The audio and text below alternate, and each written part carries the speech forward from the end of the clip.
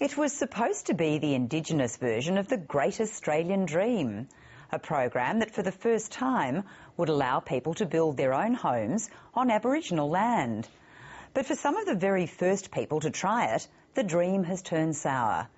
They signed up to contracts with a private builder, but are battling to get their homes finished and made safe. It's happened partly because of poor government oversight and a lack of basic legal safeguards. Katrina Bolton reports from the top end. On the Tiwi Islands, north of Darwin, water is flowing into Crystal Johnson's house. More than a year ago, she signed up under a federal government program called Home Ownership on Indigenous land. It provides start-up grants and low-interest loans to help Indigenous people build or renovate their own home with the builder of their choice. When I got this homeland, I thought it was a good thing, and I felt really good. I felt over the moon. I gave all my furniture and everything to people who don't have things like what I had. The Tiwi Islands are prone to cyclones, but a structural engineer's report on Crystal Johnson's renovations says key support walls have been removed. It questions whether the roof will stay on in heavy winds. Crystal Johnson likes her builders, but she says at one stage the water even came through one of the light fittings. Sometimes I have to turn the whole power off and to actually sleep with no power till the rain finishes. Then when the sun comes up, then when it's dry, then I turn the power on. Jan Johnson signed a contract with the same building company, which is one of several run by New South Wales-based Sean Mowbray. But Jan Johnson's house never got started. Eventually he got out of the contract but lost his $16,000 deposit. You've been let down,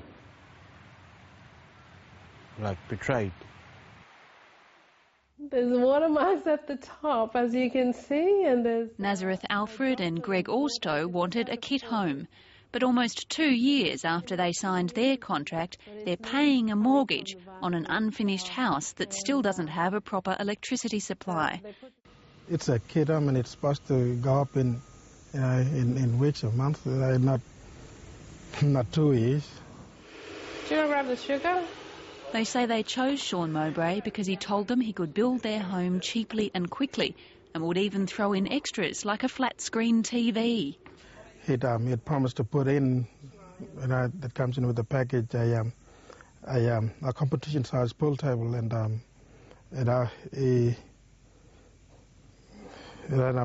still waiting for that pool table. Yeah. There's blotches everywhere, as you can see. The actual construction work's been overseen by Sean Mowbray's business associate, Malcolm Blair, who's from Young in New South Wales. The house is fraught with problems. There's a dispute over whether electricals were included in the contract. Electricity's been coming from the builders' camp via an extension cord lying outside on the ground, even in wet season rain. The house has no gutters. Water flows straight onto the only stairs, which have limited support rails and are already rusting. The Tiwi Islands are home to thousands of people, but if someone's building them a house, they're exempt from meeting the minimum standards required elsewhere in Australia. That's because remote communities are excluded from the Northern Territory Building Act and the Building Code of Australia, unless the contract says otherwise.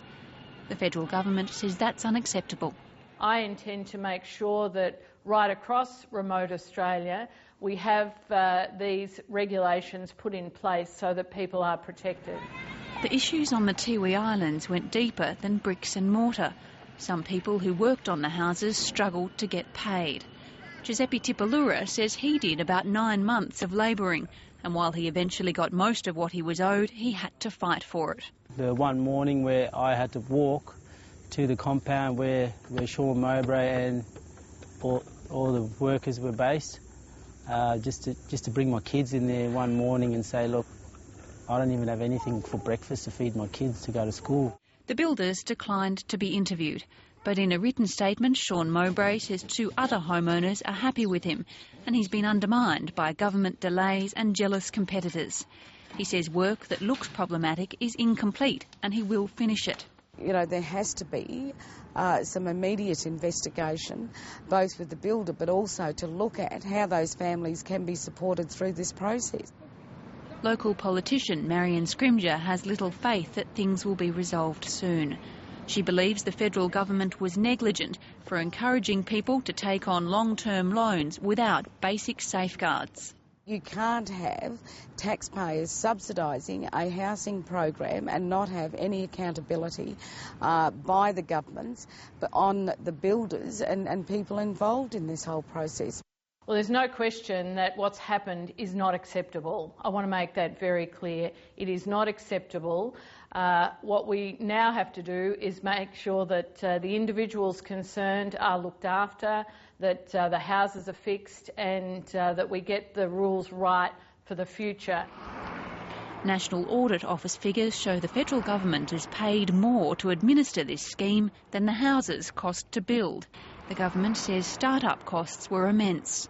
We can't have those sorts of overheads, but equally I think everyone needs to understand just how serious, how many issues there are that have to be addressed.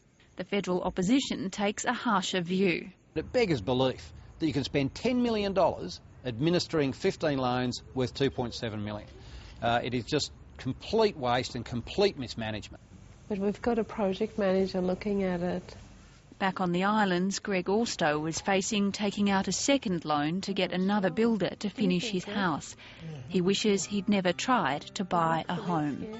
I'd even put a tent in the middle of the street and live there and say to people, I haven't got a house. I need a house. Katrina Bolton with that report.